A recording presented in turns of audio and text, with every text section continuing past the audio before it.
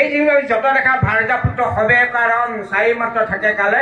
ধৰে জ্যোতিষণ ধন জন ইষ্ট মিত্ৰ কুটুম্ব বান্ধৱ যিমানবোৰ অকুচ এইবোৰ মিছা অসত্য তেতিয়াহ'লে আমি ধন নঘটিম নেকি প্ৰশ্নটো আহিবই যে আমি ধন নোহোৱাকৈতো খেদিয়াই থাকিব নোৱাৰিম তেতিয়া আমি ধন নঘটিম নেকি ভাগৱতে সিদ্ধান্ত কৈছে নহয় ঘটা জীৱা কিছু আছে ধন তেজা তাৰ মোহ মন কিছু তই কৰা হৰি অৰ্থে তেবে সে ভকতি বাহে মাধৱত প্ৰেমচৰে তেবে ধন নযায় তাৰ ব্যৰ্থে ভক্ষ ভোগ্য বস্তুদত কি হয় হয় উপগত তাতো মতেৰিও কয় আতি মাধৱত নিবেদিয়া দুখী দৰিদ্ৰ কৰিয়া বৈষ্ণৱত কৰি মিনতি এনেধৰণে খৰচ কৰিবলৈ কৈছে আকৌ কৈছে হে ৰাম দুখ কৰি ধন ধান আর যে যত মানে কৃষ্ণের যদি তাক খাইবে তাক আনে আপনি দুখ করে ধন ধান কৰিব পাৰিব ঈশ্বৰক যদি নিদিয়ে অন্যহে ভোগ কৰিব এই নিজ হস্তে আজি যদি উক জগন্নাথ কিছু ব্যয় কৰি উক হৰিৰ সেৱাত এক গুণ লগাই লেখ হস্ৰ গুণ হয়ে নজানি মুগুধ খবে ধন সাঞ্চিত হয় আনো কাৰ্য লগাইলে টেক সিও বিধা জন্ম বিধা নুশুনয় কৰে জন্ম বিধা কৃষ্ণ কথা নুশুনয় কৰে জন্ম বিধা গতিকে আমি নিজ হস্তে আজি আমি নিজ হস্তে শুদ্ধ সত্য ভাৱনাৰে আমি ভগৱন্তক অৰ্পণ কৰি ধন যেতিয়া ঘটিম তাৰে আমি কিছু অংশ ভগৱন্তৰ অৰ্থে থব লাগিব চাব দেই এটকাটোত এনেধৰণে খৰচ কৰিবলৈ কৈছে এটকা ভগৱন্ত এটকাটো 20 পইচা ভগৱন্তৰ অৰ্থে 20 পইচা জীৱ কল্যাণৰ অৰ্থে 20 পইচা দুখী দৰিদ্ৰৰ কাৰণে 20 পইচা আপোনাৰ পৰিয়ালৰ কাৰণে 20 পইচা আপুনি খাওক তাহলে 100 টকাৰ 20 টকা ভগৱন্তৰ কাৰণে থব লাগে ভাগৱতৰ মতে 20 টকা জীৱ কল্যাণৰ অৰ্থে আপুনি খালেই নহব সমস্ত জীৱ কল্যাণৰ কাৰণে আপুনি আমাদেৰ বৃক্ষদান আছে বা কিবা আমাদেৰ শিক্ষাৰ সংস্কৃতি আছে এইবোৰ আমি দিব লাগে তাৰপিছত আপুনি 20 টকা আপুনি দুখী দৰিদ্ৰৰ কাৰণে দিয়ক 20 টকা আপোনাৰ পৰিয়ালৰ কাৰণে থকা 20 টকা আপুনি খাওক কেতিয়াও নেখাচিব যিমানে খাচিব এইটো হ'ব ইয়াত কৈছে এইবোৰ অহাৰ বুলি কৈছে গতিকে আমি হয় আপুনি বেংক বেলেঞ্চ থাকিব কিন্তু সেই ধৰণে যদি আমি ঈশ্বৰৰ অৰ্থে খৰচ কৰে তেতিয়া এক গুণে লগাইলে সহস্ৰ গুণে হয় নজানি মুকুদ হবে ধন সাঞ্চিত হয়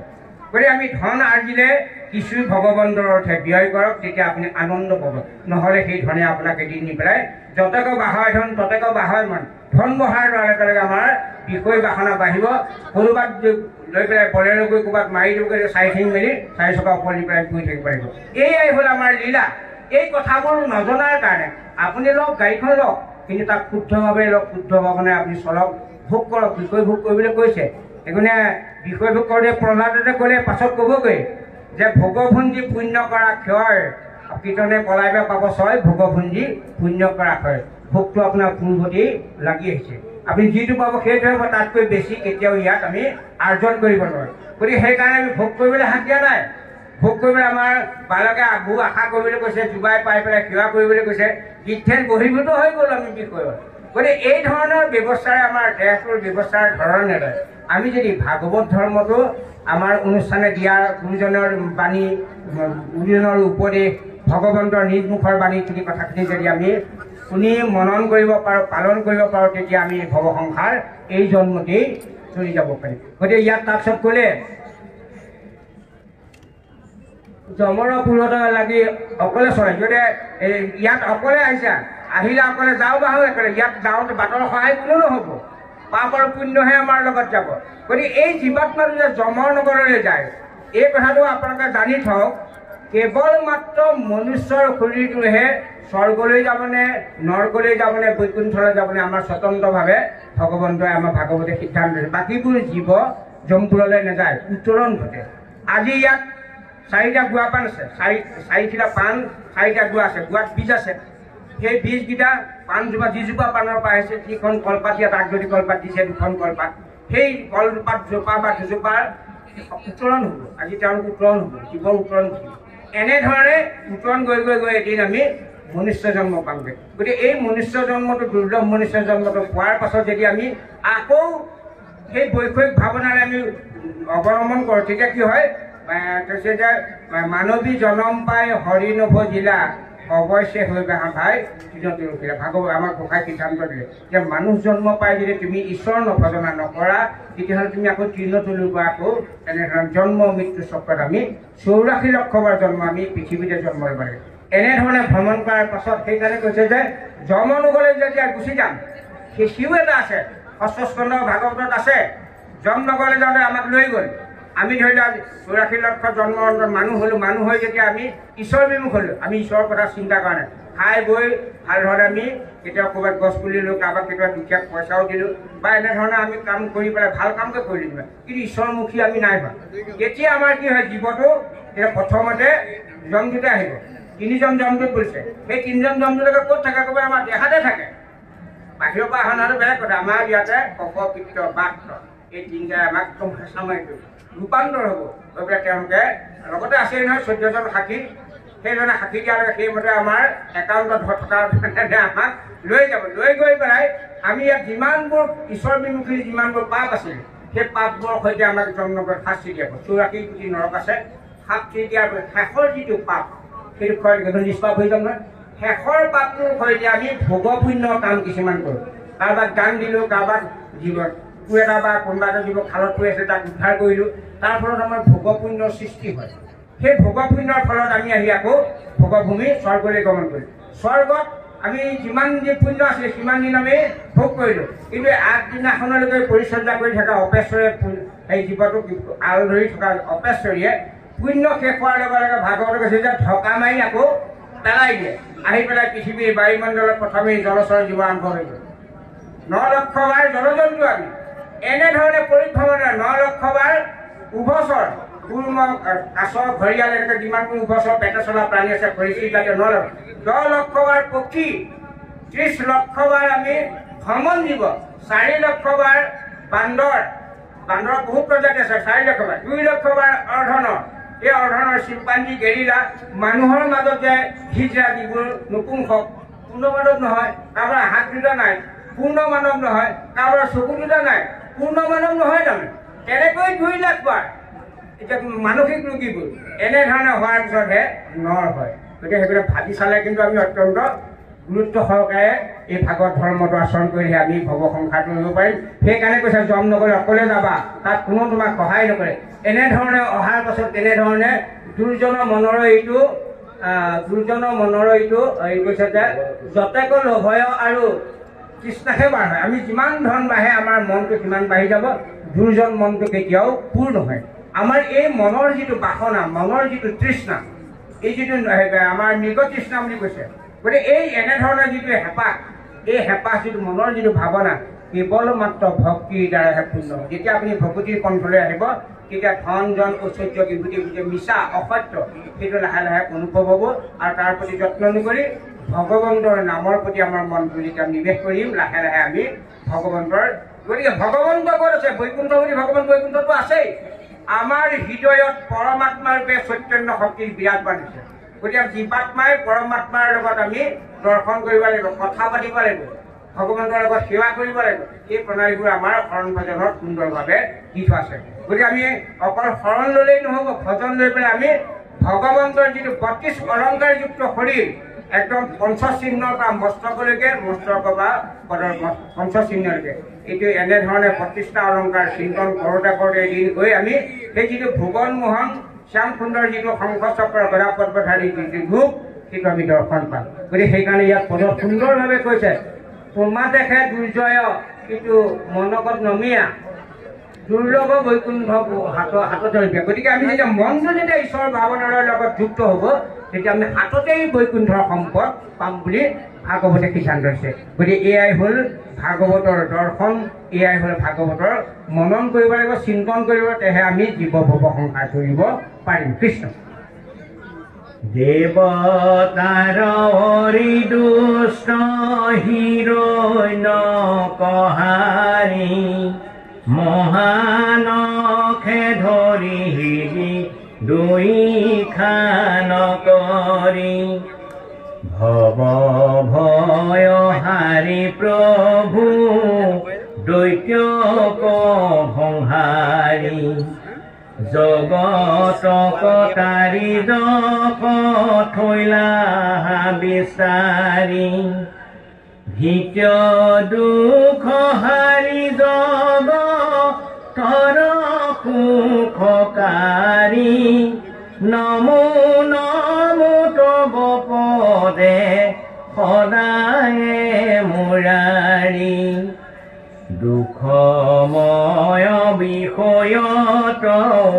মনে নপৰোক তোমাৰ চৰণ মনে সদায় নেৰোক ইয়াক বিষয় আমি এতিয়া বিষয় বুলি কওঁতে এই ইন্দ্ৰিয়ৰ ভোগ বসানলৈকে ভাবি থাকোঁ, কিন্তু আমাৰ ভাগৱতে সিদ্ধান্ত দিছে বিষয় কাক বোলে কৰ্মেন্দ্ৰিয় বৃত্তিৰ বিষয় যোগ জল্পন শিল্পন গতি বিসৰ্গ সম্ভোগ দশেন্দ্ৰিয় বিষয় বাসনানুপজয় মনে যিটো আৰ্যে তাক ভুঞ্জি কৰে ক্ষয় মনতেহে জাগে যিটো বিষয় বাসনা নানা দেহ ধৰি জীৱে কৰে আৰোহণা 11 ইন্দ্ৰিয় আৰু 5টা বিষয় লিংগ দেহ বুলি আকৌ জানিবা নিশ্চয়। এয়া হ'ল আমাৰ কৰ্মেন্দ্ৰিয়ৰ 5টা বিষয় আছে জল্পন শিল্পন গতি বিসৰ্গ সম্ভোগ। তাৰপৰা আৰু জ্ঞানেন্দ্ৰিয়ৰো 5টা বিষয় আছে ৰূপ ৰস গন্ধ শব্দ স্পৰ্শ। এই 10 প্ৰকাৰ বিষয়ে মনতহে উপজে। আপুনি দেখিবলৈ মন যাব লাগে, শুনিবলৈ মন যাব লাগে, নহ'লে দবা দবাজাৰো নুশুনে কিন্তু মনটো নিদিয়ে। গতিকে এই মনটো আকৌ আপোনাৰ জিভাই আস্বাদন কৰিবলৈ মন যাব লাগিব, ৰসটো তিতা নে টেঙা নে জ্বলা মনে কৈ দিব জ্বলা। গতিকে এনেধৰণৰ গতিকে দশেন্দ্ৰিয় বিষয় বাসনানুপজয় মনে যিটো আৰ্যে তাকো ভুঞ্জি কৰে। এই যে কৰ্মেন্দ্ৰিয় বিষয়কেইটা জল্পন শিল্পন গতি বিসৰ্গ সংসাৰ দেই। আপুনি থকা সুন্দৰ আম এটা দেখিলে দেখাৰ লগে লগে যিটো দৰ্শন দেখাৰ লগে লগে আপুনি জল্পনা কল্পনা কৰিব ইয়াক কেনেবাকৈ আনি খাব পাৰি নেকি। জলপান যেতিয়া জলপান কল্পনা কৰিব জলপান তেতিয়া ৰূপ দিব আনিবলৈ যাব তেতিয়া শিল্পন হ'ব। শিল্প হ'লে তাৰপিছত তাৰ লগতে গতি হ'ব, আপুনি যাবই গতি হ'ল। গতি হোৱাৰ লগে লগে আনি পেলাই যেতিয়া সম্ভোগ কৰিলে তাৰপৰা এটা বিসৰ্গ নতুন এটা সৃষ্টি হ'ব, তাৰ ফলত আপুনি শক্তি পাব পাৰে। যদি কেনেবাকৈ ধৰা পৰিছে বা লোকৰ ঘৰৰ বস্তু এটা চুৰ কৰে তেতিয়া আপুনি দেখিলে চকুৱে গ'ল ভৰি যায়, আনিলে হাতে খালে জিভাই, কিন্তু দুখ মাৰ খাওঁতে পিঠিটো পাতি দিলে, পিঠিটোহে মাৰিব বা কলা ফুটত মাৰিলে। গতিকে এনেধৰণৰ বিষয় ভোগবোৰ আমি এই ক'ত হয়। গতিকে এই লিংগ দেহ 11 ইন্দ্ৰিয় আৰু 5টা বিষয় লিংগ দেহ বুলি আকৌ জানিবা নিশ্চয়। গতিকে আমাৰ শৰীৰ 3 প্ৰকাৰ কাৰণ দেহ ভৌতিক দেহ আৰু লিংগ দেহ। লিংগ দেহটো গমেই পালে নহয় 5টা কৰ্মেন্দ্ৰিয় বৃত্তিৰ লগত মানে 11 ইন্দ্ৰিয় আৰু 5টা কৰ্মেন্দ্ৰিয় জল্পন শিল্পন গতি আৰু হ'ল 5টা কৰ্মেন্দ্ৰিয় 5টা জ্ঞানেন্দ্ৰিয় আৰু মন। এই গোটেইকেইটাক একেলগে গোটাই লিংগ দেহ হ'লে লিংগ দেহ ভগ্ন ভৰিলে ভৌতিক শৰীৰ পৰে। গতিকে এই ভৌতিক শৰীৰ হ'ল 24টা পদাৰ্থৰে গঠিত। এই শৰীৰ এই হ'ল ভৌতিক দেহ। এই ভৌতিক দেহটো কেতিয়া বিনাশ যেতিয়া আমি প্ৰতিটো ইন্দ্ৰিয় বৃত্তি বিষয়ৰ পৰা ইছমুখলৈ গৈ কাণেৰে সদায় হৰি কথা শুনিবলৈ হ'ম বা আপুনি ভগৱন্তৰ কীৰ্ত কৰি ভগৱন্তক বা সমস্ত জীৱন নাকে ভগৱন্তৰ হৰিকতি এনেকুৱা বায়ু যেতিয়া ঘাণ ল'ম জিভাই ভগৱন্তত অৰ্পিত শুদ্ধ সত্য দ্ৰব্যৰ বাহিৰে অন্য দ্ৰব্য সেৱন নকৰিম। মুখেৰে ভগৱন্তৰ নাম ল'ম, চালে ভকতক আলিংগন কৰি ভগৱন্তৰ কথা ৰোমাঞ্চিত হ'ম, পদে ভগৱন্তৰ এনেকুৱা ক্ষেত্ৰলৈ গমন কৰিম, ফিৰে ভগৱন্তক সেৱা জনাম। এই যিটো ভকতক সেৱা জনাম, এই যিটো ইন্দ্ৰিয় বৃত্তিবোৰ যেতিয়া বিষয় কিবা ইচ্ছামুখী হোৱাৰ লগে লগে আপোনাৰ লিংগ দেহ মৃত্যুৰ সময়ত আপোনাৰ হাঁহ পুত্ৰ বাৰ্যা নাহে, এক পুত্ৰ হে নাৰায়ণ এনেধৰণৰ ভাৱনা অহাৰ লগে লগে আপুনি লিংগ দেহ ভগ্ন হৈ যোৱা। ভগ্ন হোৱাৰ লগে লগে আৰু আপুনি আৰু দেহ ধৰিব নালাগে। এই মায়াতনো ধৰাৰ লগে লগে আপুনি এটা বিশেষ কাৰণ পাইছে। এই পঞ্চকোটি জীৱ মানুহে এই বিশেষ কাৰণটো হ'ল যে ভগৱন্তৰ প্ৰাপ্তিৰ কাৰণেহে ভাৰতবৰ্ষ নৰতনু যুগ ৰাম চাৰি সংযোগৰ লগতে শ্ৰীমন্ত শংকৰদেৱ সংঘৰ সংগী যদি হ'ব পাৰোঁ আমি তেতিয়া আমি ভৱ সংসাৰ। গতিকে এনেধৰণে এটা সুন্দৰ যিটো কাৰণ দে সফল কৰিবৰ কাৰণে আমাৰ ভাগৱতে ব্যৱস্থা দিছে। সেইকাৰণে আমি খুব নিষ্ঠাৰে খুব স্থায়ী বাক্য মানে নিশ্চয় কৰি আমি এই কথাখিনি মনন কৰিবই লাগিব। তাৰমানে আপুনি ইয়াত শুনিও আপুনি ভাগৱত ঘৰতো অধ্যয়ন কৰক। আৰু আমাৰ পৰম ভাগ্য প্ৰথমতে আমাৰ যিটো এওঁলোকৰ নিচিনা অৱস্থাৰ পৰা এই শিশুসকলক আমি কি দিব লাগে? ঘোষা শাস্ত্ৰ ভাগ সমস্ত কাহিনীবিহীন আখ্যানবিহীন এখন শাস্ত্ৰ, তাত কোনো কাহিনী চৰিত্ৰ নাই, আখ্যানবিহীন গ্ৰন্থ কৰিও ৰচনা, কেৱল মাত্ৰ ভগৱন্তৰ নামৰ বৰ্ণনা দিবলৈ কৈছে। তেনেহেন এই ঘোষা শাস্ত্ৰ ভাগ অধ্যয়ন কৰক। নামঘোষা, কীৰ্তন ঘোষা, তাৰপিছত আমি কেনে প্ৰণালী আমি কথন প্ৰণালী আছে, প্ৰসংগ প্ৰণালী সেইটোও কৰিব পাৰোঁ। তাৰপিছত আছে বৰগীত আছে, বিভিন্ন ধৰণৰ বৰগীত, মাধৱদেৱৰ বৰগীত আছে, গুৰুজনৰ বৰগীত আছে। তাৰপিছত আকৌ আমি যদি অভিনয় জগতলৈ যাওঁ, প্ৰথমকৈ নাটক গুৰুজনৰ, তাৰপিছত ঝুমুৰাখিনিতো আছেই, এনেধৰণে খোল প্ৰসংগ আছে, নাম প্ৰসংগ, এইটো ভাবিবই নোৱাৰি তাৰমানে। তাৰপিছতহে আচলতে আমি মহাভাগৱতৰ ভিতৰত প্ৰথমতে যেতিয়া কীৰ্তন ঘোষা, ৰত্নাৱলী, ভক্তিপতি, নিমিনবক্ত সংবাদ বা জন্ম ৰহস্য, নাম মালিকা, এই সৰু সৰু শাস্ত্ৰবোৰ অধ্যয়ন কৰি তাৰপিছত আপুনি ভাগৱত পঢ়ক, তেতিয়া আপুনি গম পাব কিমান আনন্দ লাগিব। কিন্তু প্ৰথমতে যদি আপুনি ভাগৱত পঢ়ে, এওঁলোকে যদি পঢ়ে, গোটেই কথাখিনি গুৰুত্ব নাপাব। কিন্তু তুমি যদি ঘোষাপদ মনত থাকো, ঘোষাৰ কথাটো ইয়াতে আছে। এনেধৰণে আমি অনুশীলন কৰিব, তেহে আমি ভৱ সংসাৰ কৰিব পাৰিম। কৃষ্ণ তজু নাম কদামৰ মুখত থাকো দেৱে জানো হৰি কৃপা কৰিলা মোক পৰম পামৰ মই বিষয়লালক নাহিকে স্মৰণ তুমি হেন ঈশ্বৰ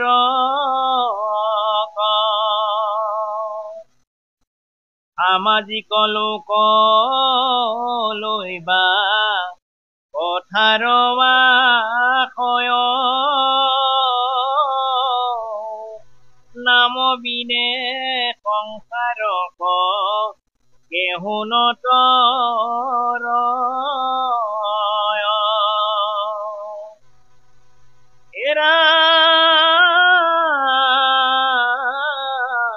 জানিয়া নামতনৰে হৰিও কৰতি নাম বিনে কলিতনা ঠিকে কাৰো গতি কৃষ্ণৰ কিংকৰে কহে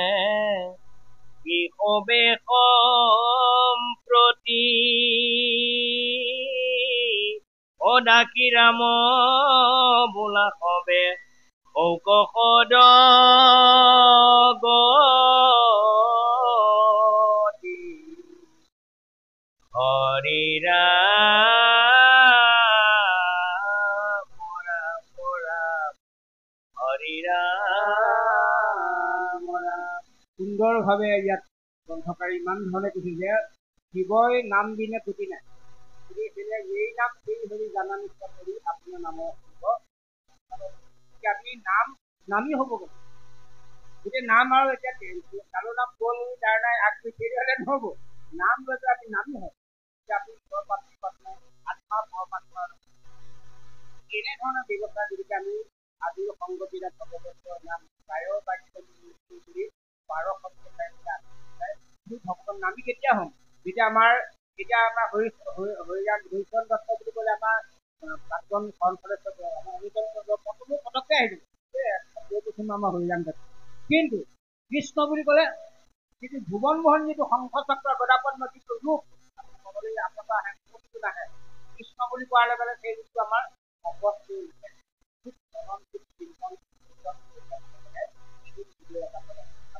নিশ্চয় দেখাটো পাম। কিন্তু সদায় আমি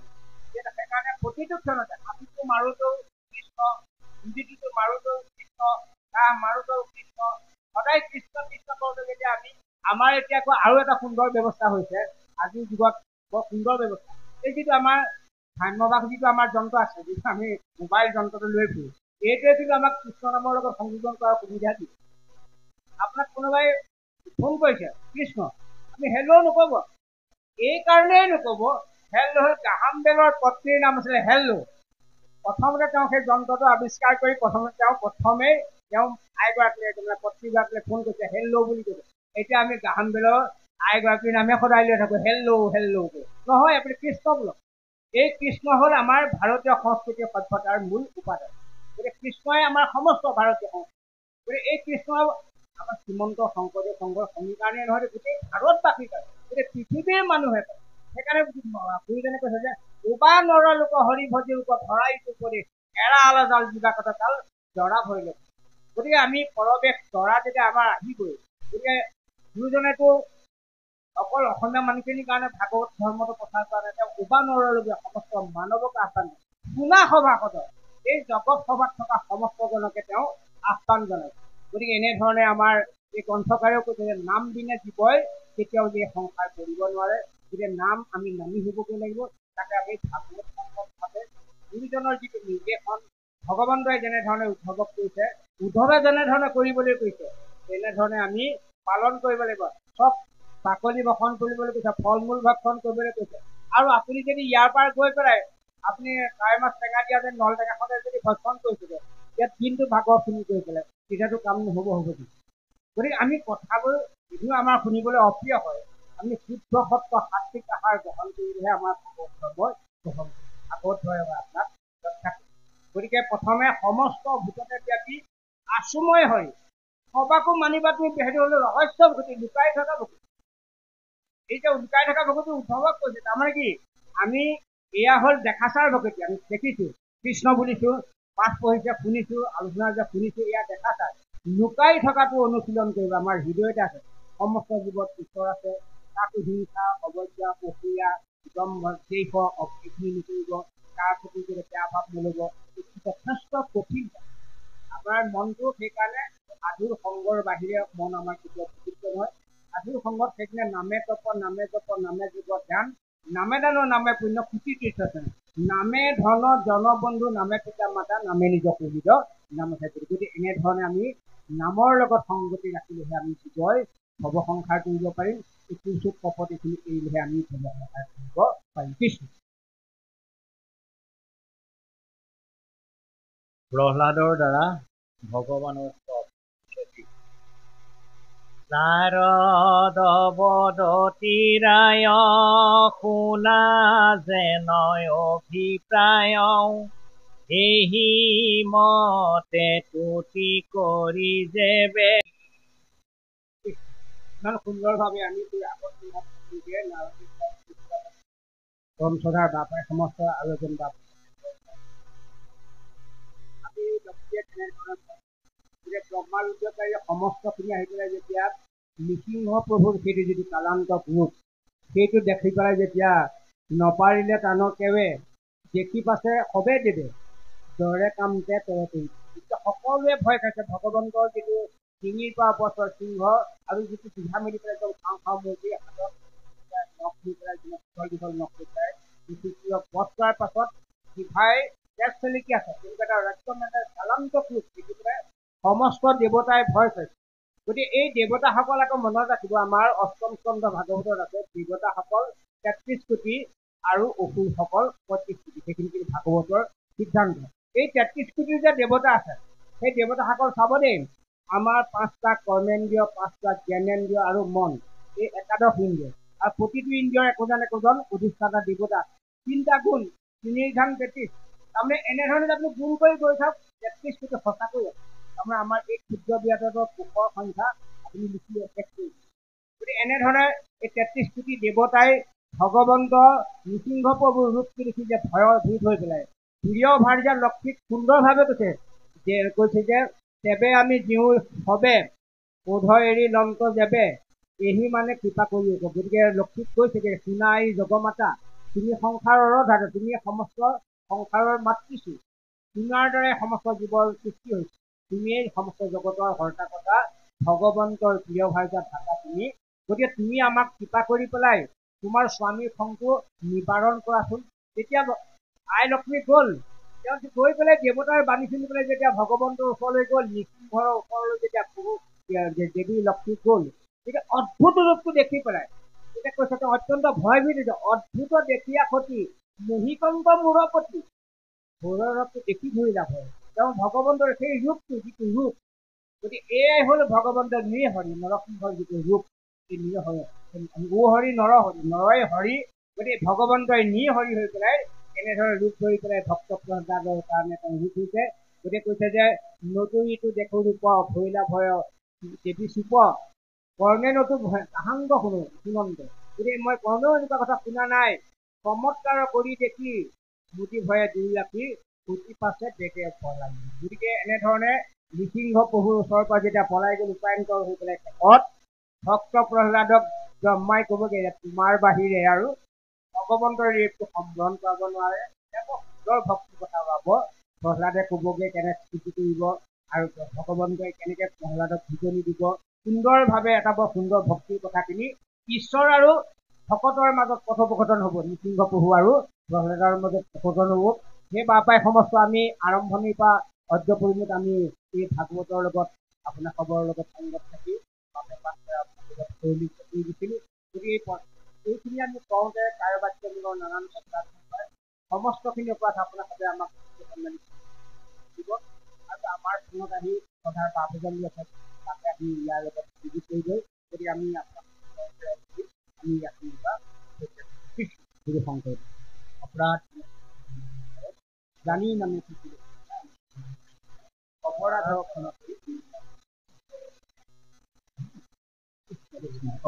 হৰি